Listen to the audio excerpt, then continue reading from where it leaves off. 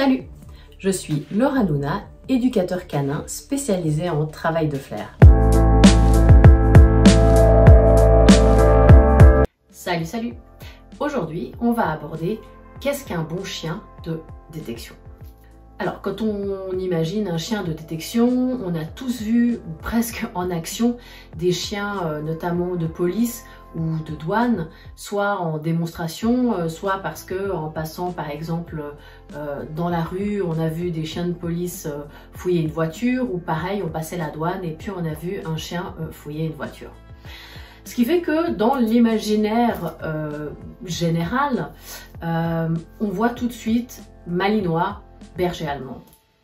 Alors historiquement, comme c'est les chiens de guerre et que au final c'était eux qui avaient la tâche il y a bien longtemps dans les débuts de l'histoire de ce type de chien, de trouver par exemple des explosifs en temps de guerre, c'est vrai qu'on utilisait plutôt ces races-là. Aujourd'hui, il reste encore une raison pour laquelle on va utiliser soit du berger allemand, soit du malinois. C'est ce qu'on appelle en anglais les dual purpose dogs. Donc c'est les chiens double usage. C'est des chiens qui vont être formés non seulement sur la détection, mais aussi sur le mordant. Parce que, par exemple, pour les chiens de guerre, ils peuvent être amenés à fouiller un bâtiment et devoir détecter une personne ou éventuellement des explosifs. Si c'est des explosifs, c'est une tâche de détection pure, mais s'il doit trouver une personne, peut-être qu'au final, ils vont être amenés à devoir maîtriser cette personne et par conséquent, planter les crocs dedans. Aujourd'hui, si on n'a pas l'utilité d'un chien double emploi, les professionnels vont préférer utiliser d'autres races qui sont devenues relativement populaires pour la détection. On a le labrador, on va avoir les spaniels, que ce soit le cocker ou le springer. On va avoir les beagles par exemple, que moi j'ai vu en action dans un aéroport aux États-Unis, parce qu'ils faisaient la recherche de nourriture, puisque certaines denrées sont interdites d'importation sur le territoire américain. Et puis on va avoir aussi par exemple des pointers. Donc pour ces races-là, on va dire que c'est pas anodin si on les a choisis, c'est essentiellement des races de chasse. Pourquoi des races de chasse? Alors d'une part parce que finalement ils ont été sélectionnés pour justement la recherche, et au final la détection c'est rien d'autre que chercher, et ça va s'apparenter à une recherche de gibier par exemple, puisque le chien va chercher une odeur qu'on lui aura enseignée, qu'on lui aura dit voilà, ce que tu dois trouver dans ce contexte c'est telle odeur. Donc ça c'est un premier avantage. Un deuxième avantage, c'est que ces races-là ont génétiquement de bons autocontrôles. Je pense notamment au pointer qui a, encore une fois, génétiquement la désignation. Si vous regardez des documentaires sur la chasse et notamment le type de chasse pour lesquels les pointers sont faits, vous avez forcément vu à un moment donné le pointer qui va s'avancer comme ça et puis se bloquer. Et ils peuvent rester comme ça, genre avec une patte en l'air. Alors ça peut être patte avant, patte arrière. Moi ça m'impressionne l'autocontrôle qu'ils ont face à la proie, parce qu'ils peuvent rester plusieurs minutes d'affilée, et ça c'est vraiment génétique, parce que je l'ai vu aussi sur des chiots de 6-8 semaines, donc ça c'est de l'ordre de l'inné. Et par conséquent, quand on va les transposer à la détection, on va avoir tout un apprentissage au niveau de la désignation qui va être déjà fait, parce que le chien il est presque livré avec la désignation. La seule chose qu'on va devoir lui dire, c'est transposer cette aptitude naturelle qui est plutôt sur du gibier à finalement une odeur non mobile ou du coup statique, et qui sera sélectionnée finalement par l'homme et non par ses instincts naturels. Un autre point commun de ces races, c'est leur forte motivation à la recherche. Moi j'ai vu et ça m'impressionne à chaque fois, par exemple des cockers, c'est ce qu'on appelle les working cockers, donc les cockers vraiment lignés de travail qui sont sélectionnés, alors soit maintenant pour la détection parce que ça existe, soit qu'on va prendre dans un élevage de chiens de chasse. Donc déjà esthétiquement ils sont plus fins que les cockers d'expo et ils sont, voilà, moi j'ai l'image de Taz, ils bougent tout le temps, c'est vraiment des chiens très énergiques et par conséquent infatigables, et ils vont chercher sans relâche, ils sont vraiment persistants dans la recherche. Et ça, quand on a des grandes surfaces à couvrir, ça va vraiment être un atout parce qu'on va avoir un chien qui ne va rien lâcher tant qu'il n'a pas trouvé. Alors, si c'est un plus d'avoir un chien qui génétiquement a une forte motivation dans la recherche, c'est quelque chose qu'on va pouvoir créer. Donc je te rassure, si tu n'as pas de Springer ou de Cocker, c'est pas la fin du monde, hein. Rappelle-toi que moi je fais de la détection avec des bulldogs et je dis toujours que si j'y arrive, n'importe qui peut y arriver.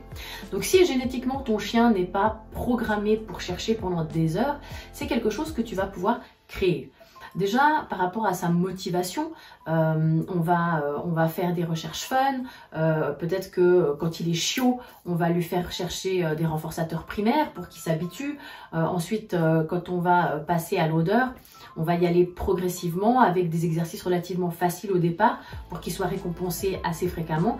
Et puis, petit à petit, on va construire l'endurance, mais toujours en gardant une très belle motivation.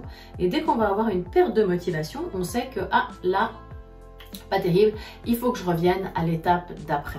C'est pour ça que la clé finalement dans les apprentissages de détection, c'est d'être méthodique et d'avoir un bon plan de progression. Et ça, il n'y a pas de plan de progression universel, il faut qu'il soit adapté à ton chien.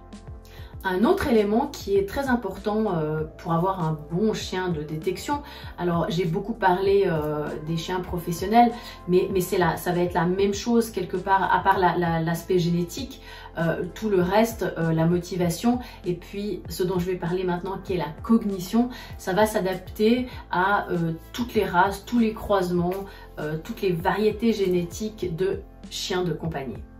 Au niveau de la cognition, on va avoir des tests maintenant qui existent, qui sont vraiment axés sur les qualités qu'on va souhaiter de la part d'un chien dans le travail. Et quand je dis le travail, aujourd'hui il n'y a plus beaucoup de chiens dans la vie de tous les jours qui travaillent, mais finalement dans un contexte sportif ou un contexte d'activité de loisirs, mais qu'on va pratiquer régulièrement.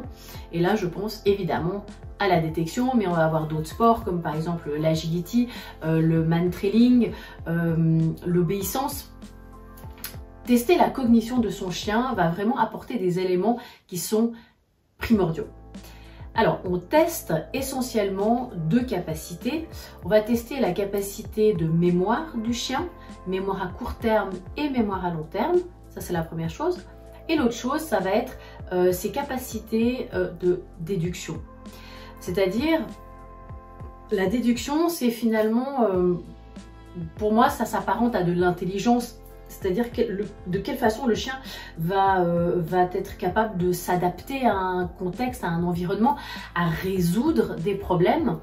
En obéissance, il y a finalement peu besoin de résolution de problèmes puisque c'est souvent des schémas qui se répètent. Donc là, c'est important d'avoir par exemple un chien qui a une bonne mémoire et qui a bien mécanisé les exercices.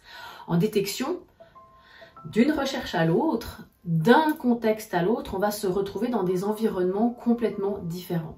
Et là, ça va être important d'avoir plutôt un chien avec un fort pourcentage de capacité de déduction parce que ce chien-là va pouvoir sans problème s'adapter à l'environnement et se dire « Oh attends, alors si ça, alors si comme ça, le sens du vent il est par là, il faut peut-être que je me mette là parce que là il n'y a rien, etc. » Et donc on va avoir un chien qui va réfléchir. Et contrairement à par exemple en obéissance où on va peut-être préférer un taux de mémoire élevé, en détection, en réalité, on va préférer un taux de mémoire plutôt bas. Alors, pas un chien qui a zéro mémoire, parce que finalement, ce serait compliqué au niveau des apprentissages et puis je pense que ça n'existe pas. Mais un chien qui va avoir un taux de mémoire suffisamment bas pour que ce ne soit pas un handicap pour nous. Parce que qui dit excellente mémoire, et surtout, on va dire à long terme, dit problème pour l'entraîneur, parce que si un jour on a mis une cache à un endroit, le chien va s'en souvenir. Et quand on va revenir dans cet endroit-là, si on a remis au même endroit, il va y aller, il va être récompensé. Et à ce moment-là, on peut créer un apprentissage par rapport à cet environnement-là et le chien va tout le temps aller là. Si on a un chien qui a une très bonne mémoire, on sait qu'on va devoir à chaque fois changer les caches de place. Et ça veut dire que idéalement, si on veut éviter ça, on va vraiment changer d'environnement très régulièrement. Au départ, le chien va, donc il a une très bonne mémoire, il va retourner là où il a été récompensé pour la dernière fois, il n'y a rien, ok, il va passer à autre chose. Et à force, on va minimiser l'impact de la mémoire parce qu'il va comprendre que dans ce contexte-là, finalement, ses capacités mémorielles ne lui sont pas d'une grande utilité. En revanche, si vous avez un chien avec une très bonne mémoire et que vous, la vôtre, elle est défaillante et que par conséquent, vous n'êtes pas un très bon entraîneur de ce côté-là, vous allez vraiment vous trouver confronté à de gros problèmes. Et c'est pour ça que si vous avez testé votre chien et que vous savez exactement quelles sont ses compétences et son pourcentage finalement d'efficacité dans la mémoire et la déduction, et ça va vous rendre la tâche plus facile parce que vous allez faire un plan de progression et des plans d'entraînement qui seront adaptés à ce chien-là. Les chiens qui sont testés au niveau, donc je parle de chiens professionnels, leur temps de formation a diminué grâce aux connaissances qu'on avait de ce chien-là. Pour conclure, je dirais que n'importe quel chien possède des compétences pour de la détection. Alors, peut-être pas les compétences nécessaires à un chien professionnel, un chien qui va devoir chercher durant plusieurs heures, parce que certaines races qui physiquement vont être limitées, comme par exemple les races avec peut-être des pattes plus courtes, ou des chiens de petite taille, ou par exemple des brachycéphales qui vont être essoufflés dans un environnement, comme par exemple un environnement désertique. Là, ça va être très très compliqué pour eux de chercher, je dirais, plusieurs minutes d'affilée. Au-delà, je pense, de 5 minutes, ça va devenir compliqué.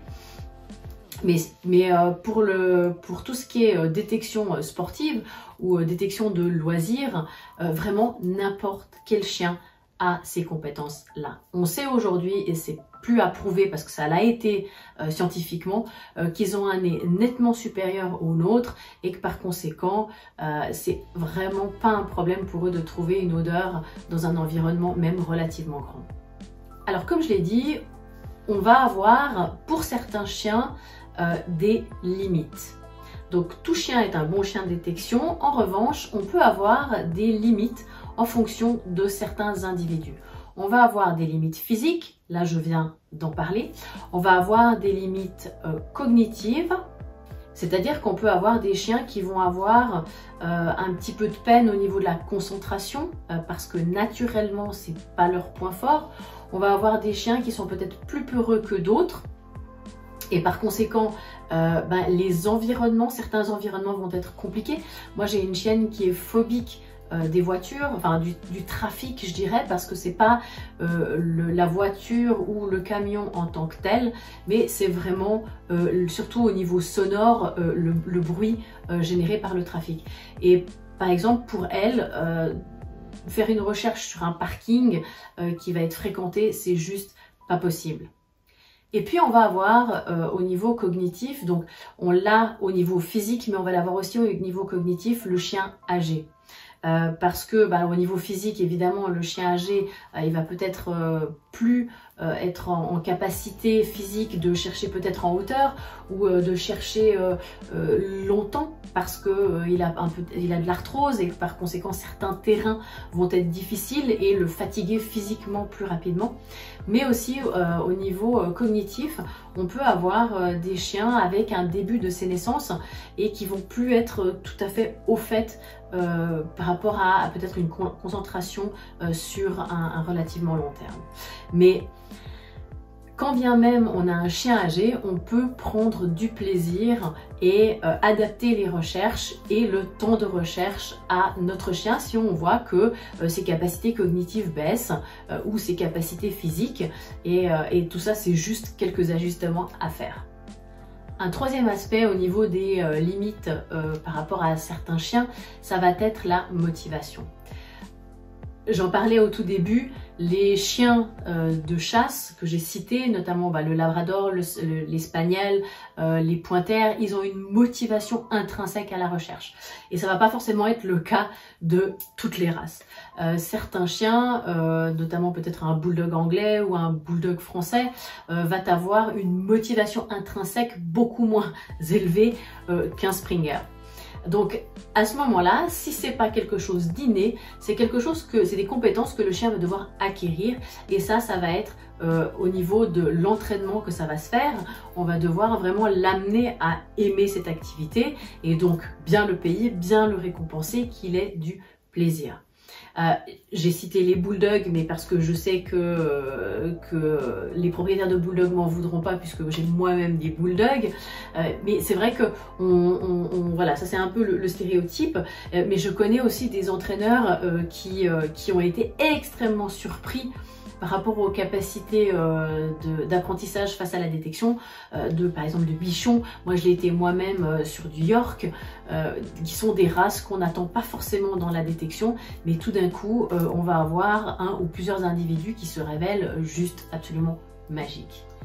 Donc pour résumer, un bon chien de détection, c'est un chien qui est motivé, que ce soit génétique ou acquis, que ce soit un chien qui a du plaisir et au final, si on a ces deux choses-là, c'est-à-dire qu'on a assez de motivation et on a un chien qui a du plaisir, c'est-à-dire qu'il recherche dans ses capacités physiques et cognitives, on a un bon chien de détection.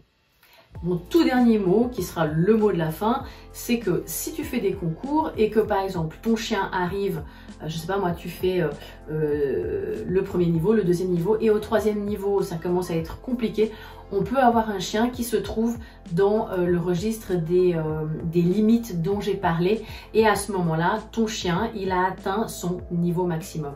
Dans ce cas-là, il ne faut pas être déçu. Tu as deux options. Soit tu vas rester à ce niveau-là pour la vie du chien et finalement continuer de te faire plaisir, ou alors tu te dis, moi j'aimerais quand même améliorer ou tenter d'améliorer et tu vas revoir ton plan de progression, revenir en arrière sur certaines étapes et les refaire et éventuellement pouvoir identifier où est-ce que ça a pêché dans les apprentissages de ton chien. Je te souhaite beaucoup de plaisir et surtout n'oublie pas, amuse-toi avec ton chien.